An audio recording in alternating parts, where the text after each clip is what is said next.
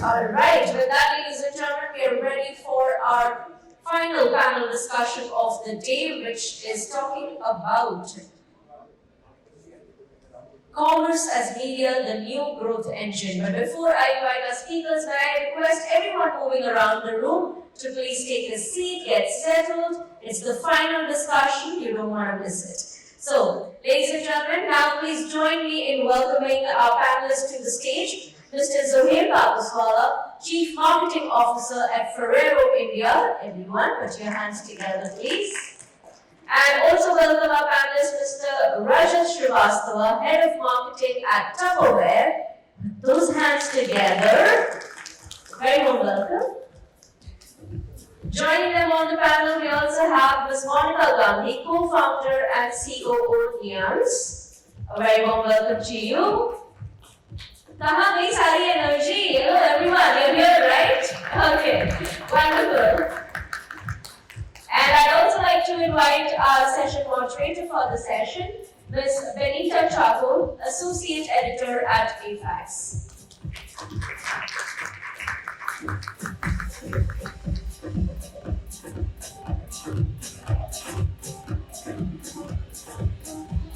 A very warm welcome to you all.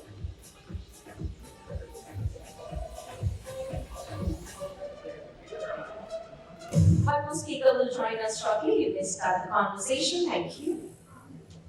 Good afternoon, everyone. For decades, media created the demand and commerce fulfilled it. Today, one platform can inspire, influence, and sell all in a matter of few seconds. And that's the promise of commerce media. Retailers, marketplaces, e-commerce, whether it is quick commerce platforms, all of them are increasingly becoming media platforms, media companies, and they are putting together their customer data, helping brands connect with consumers in a way that was not possible before. And this is going really fast. WPP Media reports that in 2026, there's going to be a rise of 29% and in commerce media revenue growing to $3.9 billion with a further 21.7% growth anticipated in 2027. Amazon and Flipkart remain the leaders in this space, while quick commerce platforms like Blinkit, Zepto, Instamart are growing rapidly with smaller bases. So as commerce and media converge, we're here to discuss how this is going to impact brands, budgets, measurements, and the future of marketing. Would you both like to start? Hi, Rajat. Can we start the discussion with both of you telling us how important is commerce media for your brands and how are you using it? Oh, I'll start on this particular part. First thing, thank you for giving us this opportunity. Yes, e-com or retail media is growing at 29%, but there is another fact that consumer migration and the number of dark stores or the e-com footprint is growing much faster. So there is a consumer migration which is happening, and according to that, retail media is growing. Second thing, what I normally say that retail media always existed even before e-com came in. So you had a traditional trade show, you used to put a banner out there, you used to put a dealer board out there, in modern trade you had an FSU, you had displays. It's exactly the same. It is creating latent demand at the point of store and converting it at the point of the throat, which is where the consumer or the shopper pays money for it. So it has been there. It is now seeing a new phase in the e-com media per se. So will it replace it? I don't think so, because it is only harnessing the latent demand into purchase. Is it creating relevance? Is it creating actual brand matrix? Question mark. It is yet to evolve to do that. According to me, presently they are not. What about you, Rajat? See, sorry for my throat again. I've been telling it to many other people. My voice is still nicer right now. It is not something like that. The media which has been growing, right? If you see the ads, right, the ads budget and the ads revenue, Pan India has gone up something more like 15,000 plus crores. Most of the marketplace players, right, they have been, I mean, all of definitely Amazon has been the highest player into it, right? They are encashing it. Media has always been there, right? Demand for the product, right, for the brand has always been there. It's just like the time has completely changed, right? Wherein an affiliated or let's say another facilitator has came into the picture, right? I've been, let's say, as a marketer, I've been going to a media for the ads and everything. But now I'm getting a one-stop solution at some place, right? And that's where the whole thing is been getting involved, right? Money you are putting in, right? And it's a very healthy business. And if you talk about the discovery again, 70% of the discovery has been happening on the e-commerce platform, right? 30% is still there with the search engine. And those 70% has been dominating the market right now. And this is how we are moving towards. And it is not going to eat up anything. Media is still there, will be there. It's just a way which has been diverted, going to the media finally. Right. Monica, would you like to tell us how you are helping brands use commerce media? Yeah, definitely. I think, as Rajat said, because the discovery is happening now on e-commerce more than like anything, we have been utilizing and leveraging this particular platform for many of brands, for many of D2C brands who are already there. Some are big brands, some are small niche brands. But because the discovery can happen on Amazon and Flipkart, that's why these small brands are also there in the league. Um, in the traditional ways of doing it, there were times like these small brands were not able to get most of the coverage or on the first three positions of Google. But in Amazon, it's not like that. It's like you go on some particular page, you see related products there. In related products, you see a small brand, and that's how discovery starts.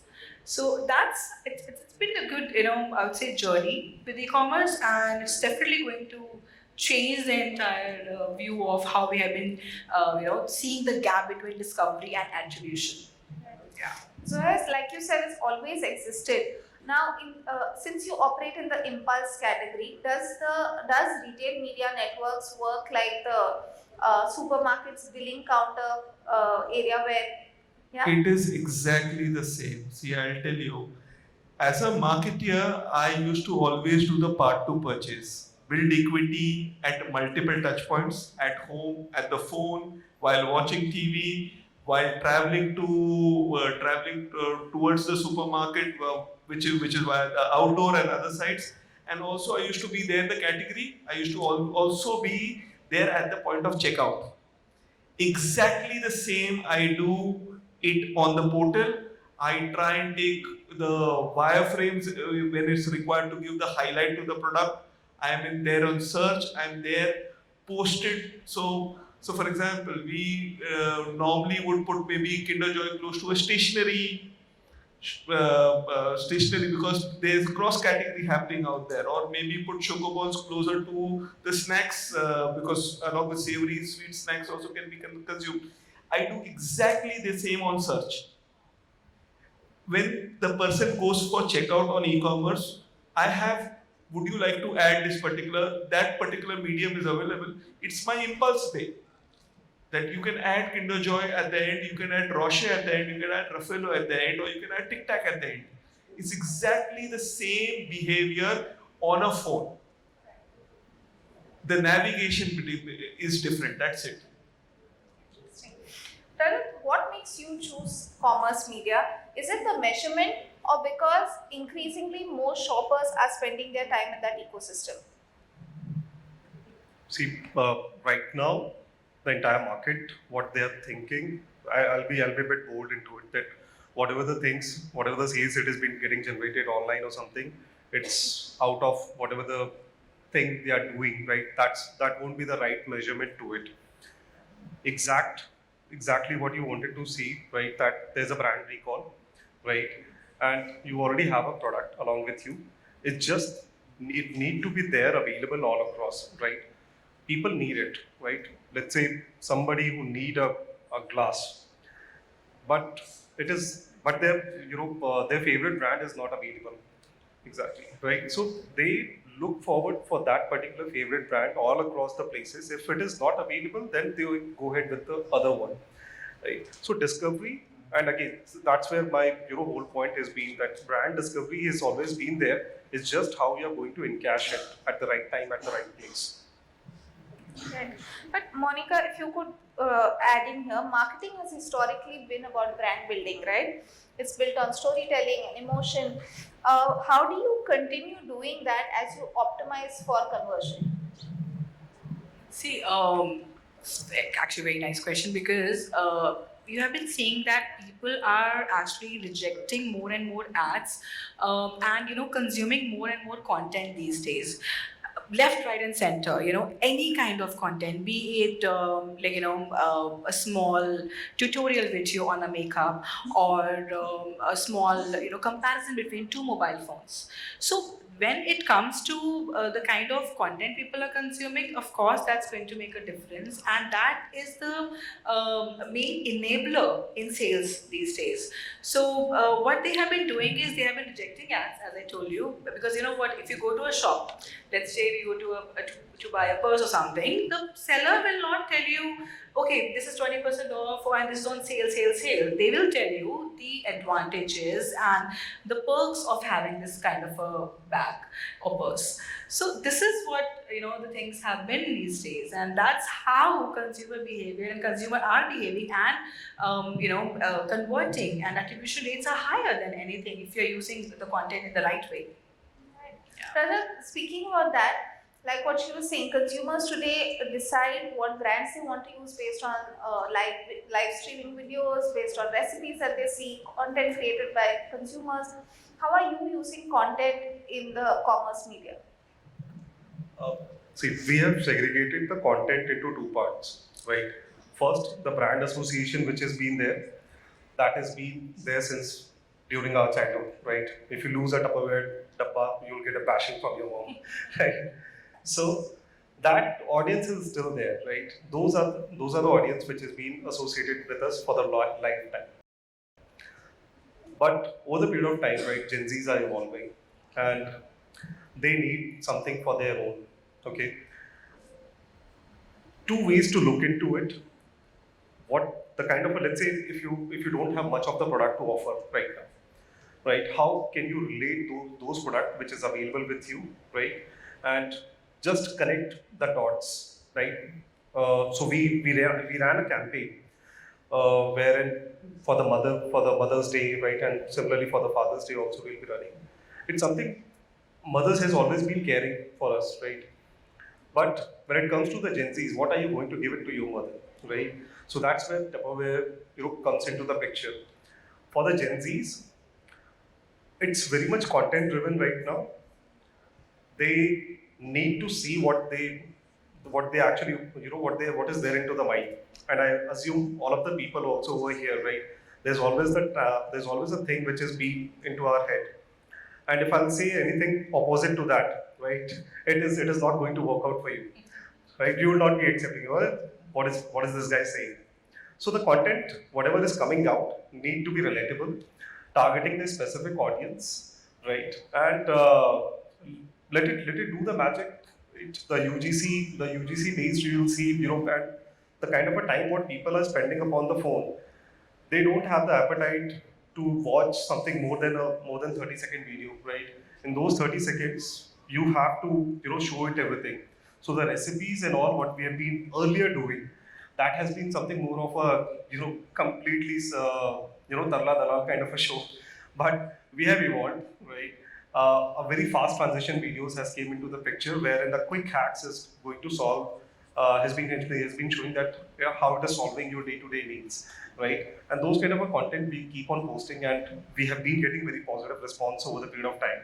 So just for the fact check, last year when I joined, we have been having, let's say, around 61,000 kind of Instagram followers. Right now we are sitting at around 80,000 Instagram followers, majorly through the organic posts, right? We are spending very less upon boosting those posts on the social media, right? We are completely driving through the organic one, right? And those contents are very much relatable with the audience. How interesting. So, if you could talk about, so as retailers are becoming media companies, does the balance change now between the brands and the retailers? Is it becoming, are brands becoming more dependent on these retailers? So, see, I'll tell you, there's always, retailers always do have a power to negotiate when you sell, but the moment you have the right brand with you, you are able to negotiate much better with them. And a brand with the right equity.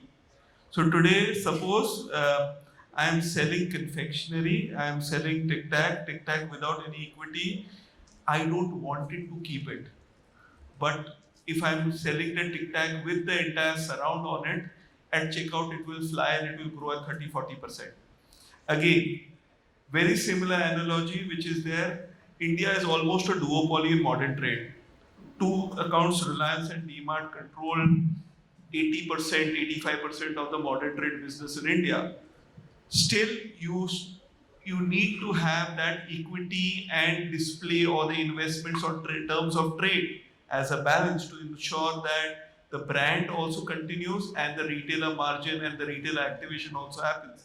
Very similarly, in the new sense, yes, e-commerce will grow because consumers are shifting and consumers are, so yes, there are few pure e-commerce consumers, but the most often the majority of the consumers are omni-channel consumers. They straddle across channels. And when they straddle across channels, you need to ensure that the equity or the relevance is there in the mind always, and you invest on the retail media for traditional trade via maybe a hand sell kept in the checkout in the kirana, maybe the impulse counter at modern trade and the checkout counter in e-commerce. All three parts are to be taken to it so that you are able to harness this particular demand into actual sales.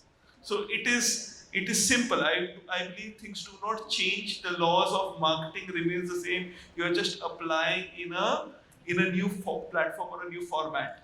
Right. But while things don't change, one thing that definitely changes here is that you're getting direct insights from your customers. And I was reading up that this kind of insights is also helping you with innovation. You're able to come up with new products because if you could share some examples of how these direct insights have helped Ferrero as a brand. So yes, to be fair, there are insights which do come in. We do know that what are the purchase behaviors, and you can activate. It gives you mass customization abilities. So we know that after a point, means evening dessert is a very big category right now. So we know from this particular cohort in these cities, there's an evening surge on chocolate consumption post 9 o'clock. So post meal consumption is happening. So this is what you can dial up Ferrero Rocher or maybe Raffaello or some other chocolate dish which can happen post that. We also know during cricket there is a consumption increase because people celebrate post cricket matches. People celebrate the match synopsis with a chocolate or some treat post the matches. So you are able to dial up that particular part. Last part, which was your question on innovations. Innovations we tried having a pure e-commerce support on and not doing equity media, but it did not do that well. So what we realized, or it will be a very slow burn, so you need to have equity and retail. You cannot only thrive on only one. Though if you, yes, data is there, you are able to harness data, but without relevance for an impulse product, for a premium category, consumers are not willing to put the money on the table before they can associate with the product. Interesting. Rajat, do you have some examples to give about innovations because of the insights you've received? I believe Tupperware would be the biggest example for the innovations, right? So, see, the innovation started since 1946, right? When the AS containers was there in the picture. But over the period of time, those innovations has not been there. Right now, looking into the current scenario, I believe there's been a lesson which has been learned into a very hard way. Right, the new products are very much required in order to sing along with the market. Otherwise, you'll be completely lagging behind the race. And when it comes to, let's say, all these e-commerce players who's been available in the market, right? All the data centric, I mean, all these funnel has been completely collapsed. As a marketer, what I can see, right? We've been told, I have learned since beginning that there's been a top of funnel, middle funnel, and the bottom of the funnel. Based upon that, all those decisions has been done. In the current scenario, it is completely collapsed. It has been something more like, if you are available, if you are there, you're getting sold. If your brand discovery is there, your product is available, it is getting sold. And most of the time, if you see into the e-commerce platform, right? Nowadays, it is completely algorithm, right? They will not leave you. None of the e-commerce players is going to leave you behind, right? You have left this product in the cart. Why aren't you purchasing it? I'll give you another 5% off. Take it. Nobody is going to leave you, right? So there's always money in the market, right? It's something more like how we are going to capture it along with whether it is going to be the new product, right? Whether with the brand equity, right? Or what kind of a newness you are giving to the customer. We have been talking about, earlier this session, we have been talking about the fashion part, right? And Zoher has rightly said, there's going to be a t-shirt which is printed or something, only 5,000 pieces or 10,000 pieces is going to be available in the market, right? Right after that, it is gone, right? And you'll be having that kind of a FOMO that why I was not available at that particular time. Let's say Adidas has launched his Indian cricket team jerseys, right? A special edition for 1,000 pieces, right? So those kind of things creates a brand equity also, and that's how you capture the market. Right. We just have last 5-6 minutes. So, Monica, would you like to close by telling us what are your clients' expectations from commerce media, and what is that one thing that you think needs to change or improve? Improve in this, like commerce media. So the expectations of clients is very simple. We have been hearing from these guys, we obviously belong from brands. They want they want measurability. They want to measure where their spends are going and how they are turning into revenues. And commerce is the only medium which is giving them direct understanding. Of course, for D2C brands, their websites also does that, but the discovery and all that, that's a plus point for our commerce mediums. Commerce has now become a medium. It's no longer just sale. It's about you are discovering the particular brand there, you are getting to the entire funnel, and of course by leveraging towards from your content and all that we're talking about, you can get good attributions and you can get good ROAS. For most of the brands, that's correct, but for some brands which do not leverage branding enough, we have seen that's a problem, that they focus only on the revenue segment, this sales segment, how much money we have put into it and how much ROAS we have gotten out of it. Instead of also thinking the brand equity, which Zoher just mentioned, that branding is must. If they would buy from you, if of course they would have heard about you, or maybe they have a very compelling story to tell. In 5 seconds, when you see a product, if it is a static image, what can you learn from it? The story is not there. But yes, you can build that story from omni-channel marketing, via Instagram ads, via influencer marketing campaigns, via various other tools that you have. But at the end, revenues and measurability comes from commerce. So that's what expectation of our clients has been, and the problem has been that they don't focus on the brand equity or branding that much enough. And that's majorly for the old brands who have a good SOV already in the market, and they feel like, oh, we can let it go for some time. So that's what it is. Got it. Rajat, would you like to share your one key expectation from commerce media? Okay. So again, 2 parameters, short term and long term, right? Most of us work upon the short-term approach, right? For a short term, definitely from the commerce media, you can invest, you can get the cash out of it very quick. But if you are willing to make a brand, right, that needs a story and that needs some sort of association with the product, right? And the audience need to see and need to make sense. Why is it here? That's what I'm expecting, right? And the kind of a commerce media is evolving. Indeed it is going to be a shortcut, but that is the need of the hour. In the coming days, definitely AI, right? AI-based marketing, AI-based ads. You can already see on Myntra, models has been replaced with the AI models, right? So things are evolving, and I believe till the time we all are alive, right? We also have to evolve accordingly, and act along with the market and try to put some sort of a new innovation into the place which is actually making sense for the people. Zoher, would you like to? So I'll just add on to that, and this is a very good example which I tell to my CFO and my managing director, is that you're flying suppose 30,000 feet above sea level on an aircraft. You can switch off the engine for an hour and you can glide. But if you do not switch on the engine, you will crash. So the jet power is your equity media, gliding is your e-com media or retail media. You can glide a year, 6 months with retail media, but you need the pull, you need the consumer demand. That is point number one. Second, I would say is that platforms, for example, Amazon is a gold standard on data and bidding and retail media. Quick commerce is yet to come there. The amount of transparency, the amount of detailing, the amount of dashboards what you get, I believe quick commerce is yet to give that and get that amount of transparency which is there. That's point number two.